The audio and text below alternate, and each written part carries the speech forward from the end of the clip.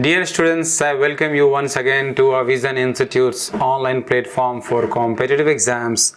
This is Saroj Kumar Jha, and today in this class we are going to see, discuss and analyze some of the recently asked questions from the segment called antonyms. And as I have told you earlier that for antonyms you need not prepare any special content. The way you are preparing for synonym, the same content will be used and applied in antonyms as well. ठीक है, तो I have suggested you certain like set of vocabulary for synonym. क्या सब? Legal terms, administrative terms, terms used in documentations, vocabulary of tender, bidding, auctions, वही सारा term को they ask you in antonyms also. तो अभी मैं कुछ questions देख रहा हूं जो एग्जाम्स में आया है. देखो कि क्या क्या ऑप्शन दे रहा है. Will you get trapped, confused? चलो, तो कुछ क्वेश्चन जो कि डिस्कस हुआ है पहले, हम मूव ऑन करते हैं. एक टर्म आया था एनकाउंटर्ड. एनकाउंटर का मतलब ना facing someone, facing the consequences. यानी कि एक इडियम आता है ना, तो वो एनकाउंटर्ड है, face the problem consequence directly. तो यहां पे ये दे आर आस्किंग क्या? Antonyms, opposite meaning, sorry antonyms opposite meaning. तो अवॉइड करना क्या है? Enriched, faced, overcome. एनकाउंटर्ड मतलब टू फेस, और अवॉइड करना टू एल्यूड, है ना, टू स्नीक. तो यहां पे क्या है, ये क्लियरली विजिबल है कि अवॉइड जो है वो एंटोनिम है एनकाउंटर्ड का. सिमिलरली एक क्वेश्चन है हैंडी. हैंडी को आप लाइक पोर्टेबल कह सकते हो, something that can be moved easily. तो यहां पे एंटोनिम्स में कम्बरसम है, ये भी हैवी आता है. हैंडफुल मतलब सम आता है, ये सिनोनिम है. अनविडली है, हैवी है. ठीक, remember handy means easily portable. Handy that can be क्या है? इजीली पोर्टेबल, आप कैरी कर सको. हैवी जो है, heavy may not be not difficult to carry, but it might feel heavy. तो हैवी का जो है वो even portable things can be heavy. तो heavy is not antonyms of handy. हाँ, कम्बरसम जो है, कम्बरसम है, बल्कि कैनॉट बी कैरीड, है ना, you can't even pick it. तो हैंडी का जो अप्रोप्रिएट या प्रेसाइज एंटोनिम्स है वो कम्बरसम है. अनवेडी का मतलब भी अब बहुत हद तक कम्बरसम जैसा ही है ना, लेकिन कम्बरसम है, यू कांट इवन ना like handle it, you can't move it, you can't pick it up. तो वो आपके लिए क्या है? ये एंटोनिम है हैंडी का. Elegance, beautiful, attractive, smooth. ठीक, तो यहां पे ये प्राइड, ब्यूटी, वल्गैरिटी तो निगेटिव है, लेकिन it is all about smoothness. Smoothness, ये जो कोर्स है ना, COARS, कोर्स का मतलब होता है ना, नॉन स्मूथ. जो नॉन स्मूथ ऑब्जेक्ट है ना, या सरफेस है ना, दैट इज कोर्स. तो एलिगेंस का जो एंटोनिम है वो क्या है? Coarseness, lack of smoothness. है ना, और जो जहां पे that is rough surface, there friction is generated more and more. Caprices, yeah guys, if you remember, caprices I have marked in class as a golden terms. Caprices synonym में भी आएगा, antonym में भी आएगा, जो आप देख रहे हो. Caprices का मतलब someone who keeps changing his decisions, who is not firm in his decision making ability. He keeps changing his decisions. अब देख लो भाई, इसका ऑप्शन में फॉर्म दिया है, फिकल दिया है, इनडेफिनिट दिया है, डिफाइन दिया है, डिफाइन दिया है. ये फिकल जो है, फिकल माइंडेड का मतलब अगेन एक टर्म और होता है whimsical. Whimsical is also someone keeps changing decisions. तो fickle minded, whimsical, capricious, all are synonym. They're asking antonyms. Define जो है, ये है डिसओबे करना, डिसओबे. तो it is also not necessarily related to as a caprice. Form, form, yes, someone who is a form, he has very one-sided decision. He can't be forced to change his decision. He is very firm in his opinion. तो कैप्रिसस का जो antonym exist कर रहा होगा वो क्या है? By default firm है, ना कि फिकल या ना define. Firm, fickle minded, capricious, whimsical, सबका एंटोनिम फर्म है. और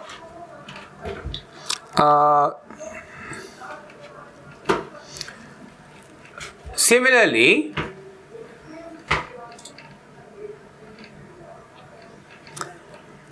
you will have many such option जहां पे फर्म का क्या है, फर्म से रिलेटेड आपको ऑप्शन में देगा, तो थोड़ा सा वो कंफ्यूजिंग हो जाएगा. चलो, एक टर्म आया था एक्सोडस. एक्सोडस, एक चीज मेरी बात सुनो. एक्स मतलब आउट, एक्स मतलब आउटर, एक्सटीरियर, एक्सटर्नल. किसी वर्ड में अगर एक्स लगा है या क्या है, आउट ऑफ, अवे, डिस्टेंट, तो आपने सेंट्रीफ्यूगल, एक्स क्या है, बाहर, आउट ऑफ सेंटर. तो एक्सोडस का मतलब है किसी चीज का moving out of the origin. Moving out of क्या है, एक्सोडस है. और इनफ्लक्स है कमिंग टुवर्ड्स सेंटर, ये है इनफ्लक्स. समझ में आया ना? इफ एक्सोडस मतलब मूविंग आउट, इनफ्लक्स मतलब कमिंग इनसाइड, तो ये तो बाय डिफॉल्ट इसका एंटोनिम हो गया ना. ठीक, वो तो है ना. The problem is why can't return. Return,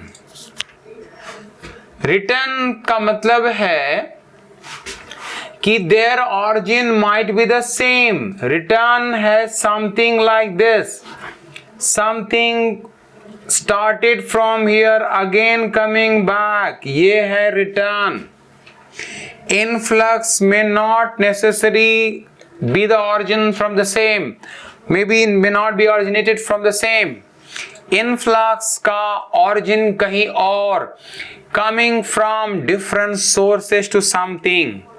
तो influx is nothing but and not coming from different sources. इसलिए रिटर्न या होम कमिंग रेलेवेंट नहीं है, इनफ्लक्स सही है. चलो, इनक्विजिटिव, इनक्विजिटिव, क्विज, आपने पढ़ा ना क्विज, क्विजिटिव. ये क्विजिटिव जो है, ये एक्चुअली सही पूछो तो क्विज ऑरिजिन का वर्ड है, क्विज. क्विज क्या है, व्हाट इज क्विज? क्विज का मतलब है आस्किंग क्वेश्चंस. Asking questions. तो क्विजिटिव जो है या इनक्विजिटिव जो है, it is to enquire about someone, to enquire about someone, या to be eager to know,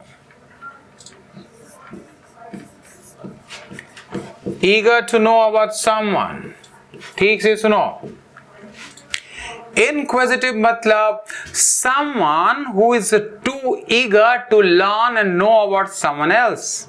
अगर कोई आपके बारे में बहुत इंक्वायरी कर रहा है, उसका क्या हुआ, सिलेक्शन हो गया, कहाँ ज्वाइन कर रहा है, कितना इनकम है, कितना सैलरी है, समझ रहे हो, कितना सेव कर रहा है, वो इंक्विजिटिव है अबाउट यू। इसका एंटोनिम में he should not bother something about you. Insincere, तो यार सिंसियर का इंक्वायरी से रिलेशन नहीं है। इंसल्टिंग, ना it could be either indifferent or insensitive।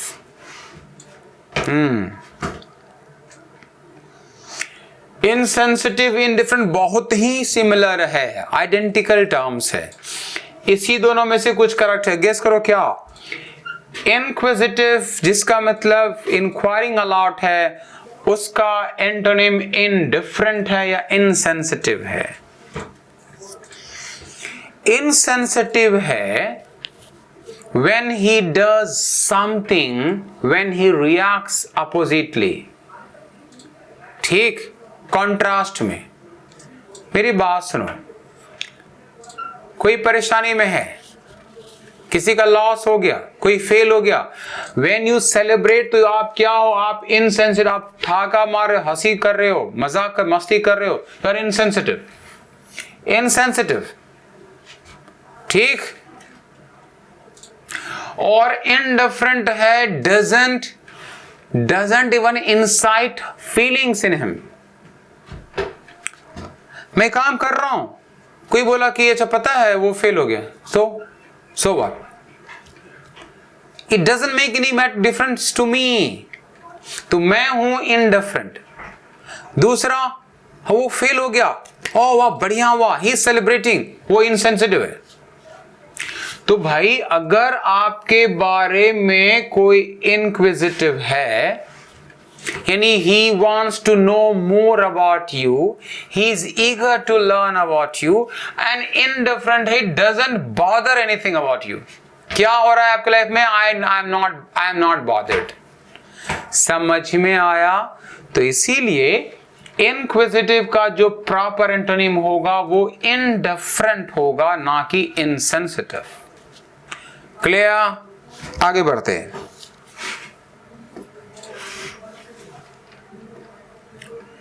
Candid, अगर सबको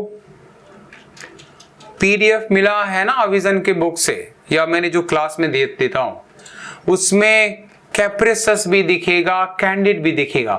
कैंडिड का मतलब है someone who is impartial।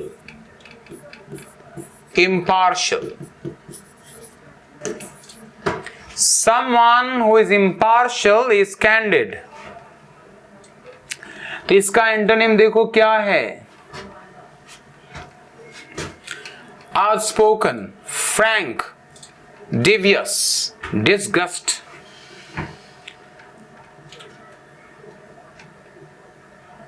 अच्छा, candid, impartial,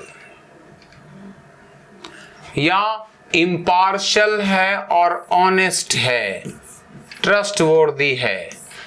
he has, candid का मतलब very clean, very crystal clear, no animosity for anyone. समझ में आ गया? ट्रस्टवर्दी, आउटस्पोकन, फ्रैंक, ये सब है। डजन, ये कहीं से एंटोनिम को इसको, बिकॉज आउटस्पोकन फ्रैंक जो है उसके नेचर को डिफाइन नहीं कर रहा। डिसगस्ट हो सकता है, डेवियस हो सकता है। डेवियस का मतलब होता है someone who is very clever, या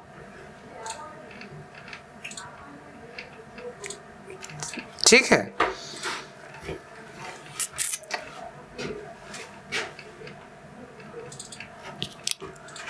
someone who plays lot of tricks,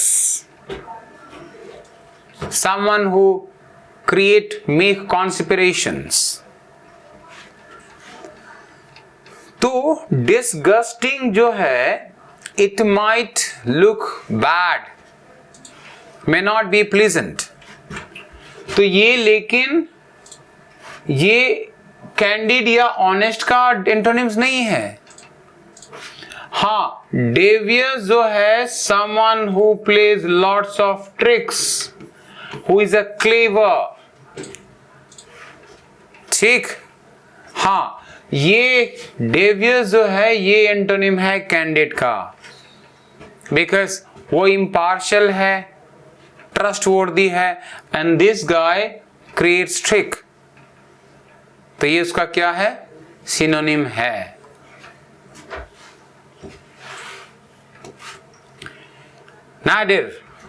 Nadir इसका मतलब होता है something, someone who believes in old rituals or traditional,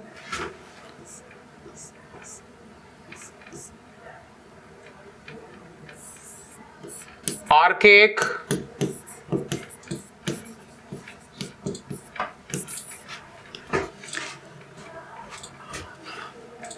obsolete, believes in obsolete traditions। ये है नादिर का सिनोनिम या डेफिनेशंस। और अच्छे से कहो तो सिंगल वर्ड में कंजर्वेटिव। ये जो कंजर्वेटिव है ये प्रिसाइजली नादिर को डिफाइन कर रहा होता है। इसके सिनोनिम में देखो, यानी सॉरी इसके एंटोनिम में देखो, अगर नादिर जो है वो आउटडेटेड रिचुअल्स या ट्रेडिशंस को एम्फेसाइज करता है, he loves imposing that, conservative approach है, तो प्रोग्रेस हो सकता है, मॉडर्निटी हो सकता है, लिबर्टी है, zenith is the apex point, ये इरेलेवेंट है यहां पे, लिबर्टी। लेकिन नादिर जो है it is not like imposing any like restrictions on you, he doesn't impose restrictions. Modernity को ज्यादा रिलेट कर रहा है एज एंटोनिम्स, ना कि लिबर्टी या प्रोग्रेस। मॉडर्निटी क्या है, वो एंटोनिम है कंजर्वेटिव अप्रोच का। तो आपको टिक कहां करना है, ऑप्शन ए में, मॉडर्निटी में। कल्पेबल, आपने टर्म होमिसाइड सुना होगा, कल्पेबल होमिसाइड, समवन जो मर्डर के लिए क्या होता है, who is proven guilty, convicted. तो कल्पेबल है हु इज कन्विक्टेड, अक्यूज्ड, या कैसा अक्यूज्ड, प्रूवन अक्यूज्ड। तो कल्पेबल है जो प्रूवन अक्यूज्ड है या who has committed some crime. तो इसके एंटोनिम में देखो तो ब्लेमलेस, केयरलेस, इररेस्पॉन्सिबल, डिफेंडेबल। ये ब्लेमलेस है ना, समथिंग कैनॉट बी ब्लेम्ड, तो ये कल्पेबल है जो जिन्होंने क्राइम कमिट किया है, someone who has committed crime that can be proven that can be convicted, may be proven guilty। और ये blameless है, can't be blamed, तो ये इसको क्या कर रहा है, ये इसका अपोजिट कॉन्ट्रास्ट फीलिंग दे रहा है। तो आप एंटोनिम में कहां टिक करोगे, ब्लेमलेस में। ये सब कुछ आपका क्या है, रिसेंट क्वेश्चन से जिन्होंने एंटोनिम्स में पूछा है। फैसिलिटेट, आप ये टर्म फैसिलिटी जानते हो ना, फैसिलिटी, फैसिलिटी का मतलब है टू असिस्ट, टू हेल्प, ठीक, to provide, to make it smooth. उसके और प्रोपोगेट का मतलब होता है किसी चीज को इन्फ्लेट करना। ये हिंडर का मतलब होता है creating trouble, making hurdle. Hinder है क्रिएटिंग हर्डल। फैसिलिटेट का मतलब to make it smooth, helpful, और हिंडर का मतलब क्रिएटिंग हर्डल।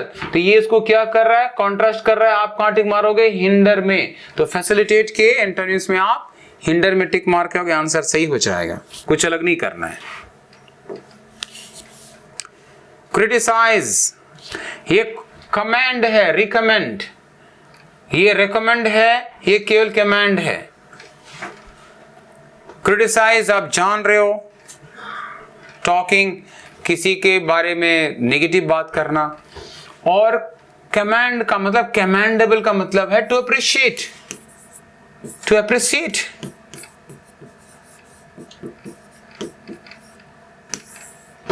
तो क्रिटिसाइज का जो एंटोनिम आप करोगे, क्या करोगे, commendable, to appreciate, to praise. और भी ऑप्शन देखो, यहां पे फिनिश है, रेकमेंड है, रिक्वेस्ट है। No work comes near to the antonym of criticise.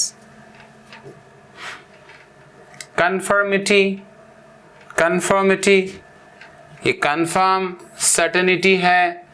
Deviation, delusion, distraction, diversion, all these talks about deviation, deviation। और delusion जो है, ये है misconception, misconception। delusion is misconception, misconception। conformity, so someone who has very authentic approach। Delusion है misconceptions. तो ये क्या हो गया, इसका एंटोनिम है। डिल्यूजन क्या है, कंफर्मिटी का एंटोनिम्स है, यहां टिक मारना है। डिल्यूजन हो या इल्यूजन हो, बोथ आर सिनोनिम। कभी ऑप्शन में डिल्यूजन रहेगा, कभी पे इल्यूजन रहेगा, सेम। थोड़ा सा डिफरेंस है डिल्यूजन इल्यूजन में, एक मिसकॉन्सेप्शन है, एक रॉन्ग कॉन्सेप्शन है। अफर्म, अफर्मेशन का मतलब होता है